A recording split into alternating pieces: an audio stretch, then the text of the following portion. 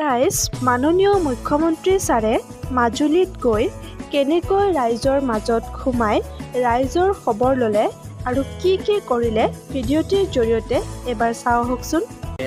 এলেজা train ডক্টৰক সুধি পেলাই মোক এতিয়া মোৰ মোবাইলত SMS দি দিবা, কোনটো মেচিনৰ কথা কৈছে লগে লগে মোক পঠাই দিব। আগুৱাই নাহিব, চবকে লগ পাব জেগাত দেই। আপোনাৰ নামটো কি? আপুনি ভগৱানক মাৰিব কৈছে? ভগৱান ৰ'ব এইটো নল'ব। এখেতৰ নামটো লিখক, কিয় অৰুণোদয় পোৱা নাই মোক ৰাতিৰ ভিতৰত জনাব। এতিয়া বুঢ়াটোকো উঠাব লাগিব, আপোনাকো উঠাব লাগিব। ৰ'ব এতিয়া নাম লিখা, কাবেৰী নাম লিখা।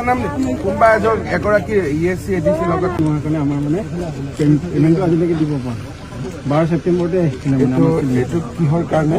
এইটো CM ফাণ্ডৰ আমি মানে মাৰ্কশ্বিট এইবিলাক কাম কৰিছিলোঁ।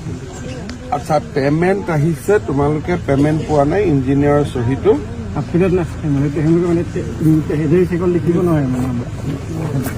এইটো হ'ল PHC ডিপাৰ্টমেণ্ট ন? হয় ছাৰ।